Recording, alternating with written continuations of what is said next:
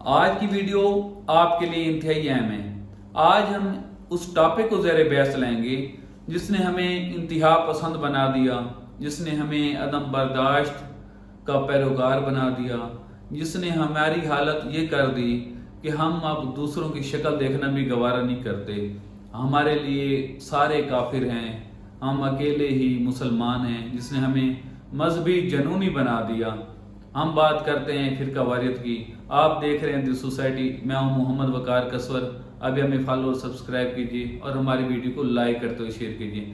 ناظرین کرام، برصغیر میں جب فرقہ واریت کی ابتدا ہوئی تو مختلف سارے فرقوں کے ملاؤں نے ہمیں اپنی اپنی دکانوں سے سودا بیچنا شروع کر دیا اور ہم ان کی پروڈکٹ کے اس طرح عادی ہو گئے کہ ہمیں وہ نشہ لگ گیا۔ اب وہ صرف پروڈکٹ بیچتے ہی نہیں تھے اپنی، بلکہ وہ دوسروں کی پروڈکٹ کی خامیاں بھی ہمیں بتاتے تھے۔ یعنی جس طرح آج کل ایک کمرشل ہوتا ہے، مختلف پروڈکٹس کے ساتھ مینول آتے ہیں، تو ہمیں ایک وہ مینول باقاعدہ دیا گیا ان کی پروڈکٹ کے ساتھ۔ اب وہ مینول میں بہت ساری چیزیں ایسی تھیں جو ہمارے اسلام کا حصہ نہیں تھی۔ یہ الگ بات ہے، اچھی ہیں، قابل عمل ہوں گی، لیکن ہمارے بیسک اسلام کا حصہ نہیں تھی۔ وہ امپورٹ کی گئی، کسی کو اچھی لگی تو اس نے اپنے مینول میں شامل کر دی، اور کرتے کراتے ہمارا دین اتنا پیچیدہ ہو گیا کہ اب موجودہ نسل اور نئی آنے والی نسل یقین کریں گے تو پریشان ہیں بیچارے۔ کہاں جائیں، کس کی پیروی کریں، کیا کلیئر ہے ان کے لیے، کیا کریں، مذہب کو اپنی زندگی کے ساتھ کیسے چلائیں۔ ہر طرف تو ہر کوئی تو کافر ہے، سارے کہتے ہیں وہ کافر وہ کافر وہ کافر۔ اب کس پہ اعتماد کریں، کس کی وضاحت کو لے کر آگے اپنی زندگی کا سفر جاری رکھیں، کیونکہ عدم برداشت ہی اتنی زیادی ہے کہ کوئی اس طرح بھی نہیں کہہ سکتا کہ میں صرف مسلمان ہوں، میرے کس سے کوئی تعلق نہیں ہے۔ ہر کسی کی فیملی بانڈنگ ہے، فیملی میں ایک ہی فیملی میں چار فرقے کے لوگ موجود ہیں۔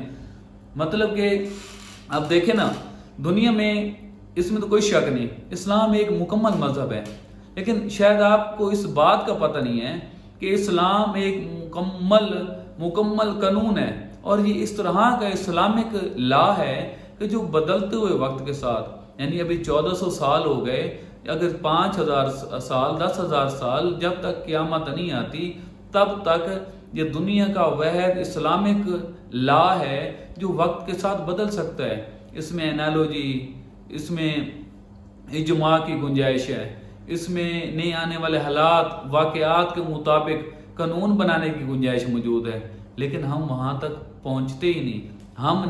ہماری بدقسمتی ہے کہ ہم نے اس کو جب ڈیوائیڈ کر دیا، حصوں میں بٹ گئے، ہم نے ایک دوسرے کو کافر کہنے شروع کر دیا، تو پھر ہم اجماع کی طرف تو آئے ہی نہیں۔ جب اجماع کی طرف نہیں آئے تو ہمارے یہ قانون وہی 1400 سال پرانا وہ قانون بچا۔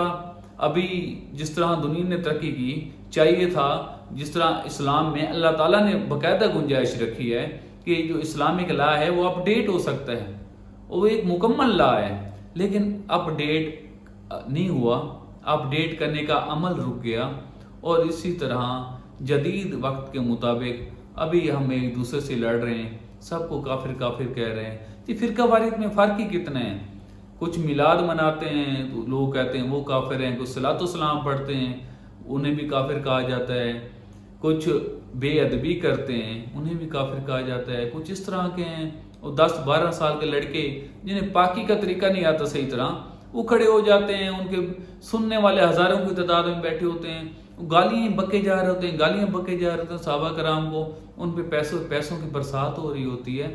مطلب کہ ہم اتنی انتہا پسند ہو چکے ہیں، اب یقین کریں کہ جو ادب میں جو ادب کر رہے ہیں وہ ادب میں اس قدر آگے چلے گئے ہیں، نعوذ باللہ، وہ بہت ساری چیزوں میں کسی نہ کسی کو اللہ کے قریب لا کے کھڑا کر دیتے ہیں، اور جو بے ادبی میں ہیں وہ اس طرح چلے گئے ہیں کہ انہیں ان پاک ہستیوں کا ادب ہی نہیں رہا۔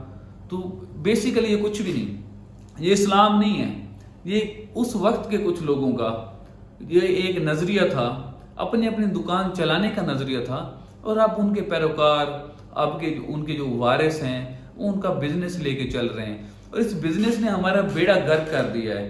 اس بزنس نے ہمیں ڈیوائیڈ کر دیا ہے اور ہم پہ یہ رول کر رہے ہیں. آپ جانتے ہیں انسان کی نیچر ہے اسے پاپولیرٹی چاہیے.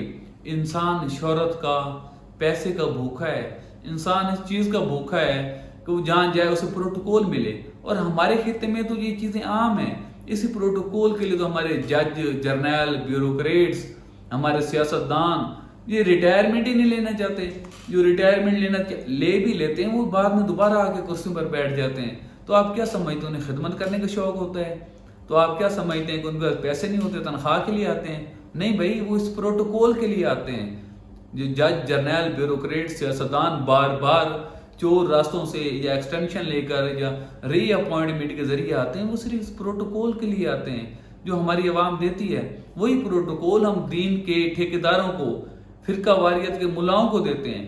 اب یہ پروٹوکول کیسے انہیں مجبور کرے گا کہ وہ ایک گریٹ ریلیجیس ڈیلاگ کی طرف آئیں، اس قوم کی نئے سرے سے تربیت کریں، انہیں نئے سرے سے مذہب کے بارے میں بتائیں اور ان کو اس طرح ان کی تربیت کریں، ان کو گائیڈ کریں، ان کو برداشت کی طرف لے جائیں، ان کو اصل اسلام کی طرف لے جائیں.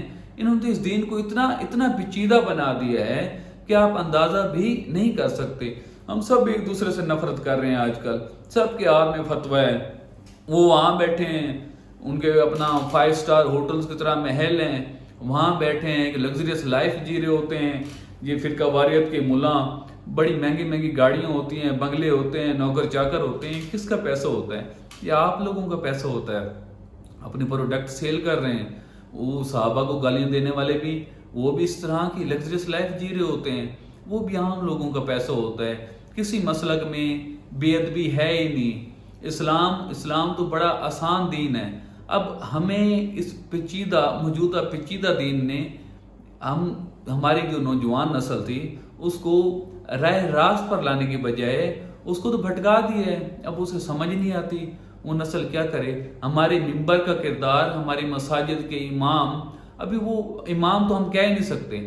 یقین کریں اکثر تو وہ ملا ہیں، وہ فرقہ واریت کے ٹھیکیدار ہیں. انہوں نے جمعہ پڑھانا ہوتا ہے، نماز پڑھانی ہوتی ہے، انہوں نے فرقہ واریت سکھانی ہوتی ہے، انہوں نے کفر کے فتوے دینے ہوتے ہیں، اور ایسے ہی چل رہا ہے. اب اس ماحول میں جو ہماری نسل گرو ہو رہی ہے وہ کیسے متحد ہوگی، ان میں کیسے اتفاق ہوگا. اور جب ریاست کو چاہیے تھا کہ وہ کوئی اس طرح کا مینجمنٹ کرے، اس طرح کا سلیبس لائے، اس طرح کا عالموں کو اکٹھا بٹھائے اور کچھ ایک گرینڈ ریلیجیس ڈیلاگ کی طرف ہم جائیں، لیکن ریاست بھی ایسا نہیں کر رہی. اور یقیناً ریاست کو سوٹ بھی نہیں کرتا، کیونکہ یہ ڈیوائڈ اینڈ رول کا فارمولہ ہے. عوام ڈیوائڈ رہے گی تو لوگ رول کرتے رہیں گے.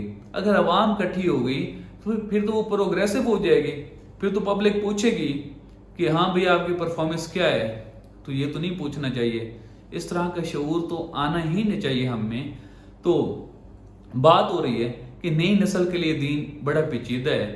اب جو خطرے والی بات ہے، عام مسلمان تو پہلے ہی خطرے میں ہے، اسے تو پہلے ہی سمجھ نہیں آ رہی. لیکن جو دین کے ٹھیکیدار ہیں، جو فرقہ واریت کے ملا ہیں، ان کی دکانیں اب بند ہونے والی ہیں، کیونکہ انہوں نے قوم کو تربیت کی طرف نہیں لائے. ان کے اتنے بڑے اجتماع ہوتے ہیں، ہر فرقے کے اجتماع ہوتے ہیں. کبھی انہوں نے سوسائٹی کے بارے میں نہیں بتایا، کبھی انہوں نے یہ نہیں بتایا کہ آپ کس طرح دوسروں کے ساتھ پیار سے زندگی گزار سکتے ہیں. زندگی گزارنے کا طریقہ نہیں بتایا، برداشت نہیں سکھائی، ایک دوسرے کا ادب نہیں سکھایا. انہوں نے تو کافر کہنا سکھایا نا. اب کافر کہہ کر جو نئی نسل ہے وہ ان کو نہیں مان رہی. اب ڈیجیٹل دور آ گیا ہے، وہ ان سے دور بھاگ رہے ہیں. اب کس چیز کی طرف بھاگ رہے ہیں وہ؟ کیونکہ ان کا کردار ختم ہوا. اسلام کی گرفت ان کی وجہ سے کمزور ہوئی، جو فرقہ واریت والے ہیں. اب اس کمزوری کا جو فائدہ اٹھایا تھا وہ مغربی معاشرے نے اٹھایا. اب مغربی معاشروں والوں کی جو تہذیب ہے وہ اس پر ہم عمل پیرا ہو چکے ہیں، مکمل طور پر ہم عمل پیرا ہو چکے ہیں. اور یقین کریں یہ کچھ سالوں کی بات ہے. یہ سارے ملا ہاتھ ملتے رہ جائیں گے، ان کے پیچھے کھڑے ہونے والا بندہ ہی کوئی نہیں ہوگا. جب یہ جوان نسل، نئی نسل اور آنے والی نسل اسلام سے اتنی دور جا رہی ہے اور اتنی سپیڈ سے جا رہی ہے، پھر یہ کیا کریں گے؟ کس کو اپنی دکان کا سودا یہ فروخت کریں گے؟ تو ابھی جتنا مال اکٹھا کیا، جتنی لوگوں نے نفرت پھیلائی، جتنا عام بندے کو عام بندے سے لڑایا، ایک گھر میں चार فرقوں کے لوگ موجود ہیں، ہر بھائی کا فرقہ علیحدہ ہے، ایک گھر میں بیٹھ کے ایک جگہ پہ روٹی نہیں کھاتے۔ اس طرح فرقہ واریت ہے کہ سگا باپ اپنے بیٹے کا جنازہ نہیں پڑھتا۔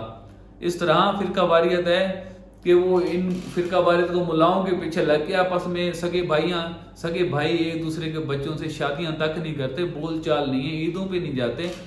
نفرت کی ہم اس انتہا کو پہنچ چکے ہیں، اور یقین کریں اس انتہا کو پہنچ چکے ہیں کہ اللہ معاف کرے، نعوذ باللہ، اس انتہا کو پہنچ چکے ہیں کہ ہمیں وہ پتہ ہی نہیں ہوتا، توہین مذہب کے نام پر لوگ قتل ہو رہے ہیں۔ حالانکہ اکثر کیسز میں، کچھ میں ہو تو ہوگا، اکثر کیسز میں اس طرح ہوتا ہے، وہ بیچارے اس طرح کے توہین کے مرتکب ہی نہیں ہوتے۔ اب کون ڈیسائیڈ کرے گا کہ اس نے توہین کی ہے یا نہیں کی؟ اگر کی ہے تو یقیناً اس کی سزا ہے، اس کے لیے ریاست موجود ہے، اور اگر نہیں کی تو وہ کون ڈیسائیڈ کرے گا؟ کچھ لوگوں کا گروہ ہوتا ہے جو پہلے ہی انتہا پسند ان کو ملاؤں نے کیا ہوا ہے، وہ اٹھتے ہیں کچھ بھی کر دیتے ہیں۔ تو ایسا نہیں ہے، برداشت کی ضرورت ہے۔ اس طرح ہم مزید ڈیوائیڈ ہوں گے، کمزور تو ہم پہلے ہی ہو چکے ہیں بلکہ ختم ہو چکے ہیں۔ تو اب جو وجود باقی ہے، جو نام کے باقی ہیں، تو یہ انتہا پسندی ہمیں لے ڈوبے گی۔ جس زیادہ سے زیادہ ملاؤں کی دکان جس صرف اسی نسل تک چلے گی، وہ بھی جو ابھی 50+ ہیں یا 40+ ہیں، اس کے بعد نئے آنے والے لوگ انہیں ایکسیپٹ نہیں کریں گے۔ خطرہ اس بات کا ہے کہ پھر انہیں کوئی مزید ایک متفقہ رہنمائی نہیں ملنی۔ جب ایسا نہیں ہوگا تو لوگ دین سے دور بھاگیں گے، اور مغربی معاشرہ جو ہمارے ہاں پہلے بھی گھر کر چکا ہے، یہ مزید مضبوط ہوگا۔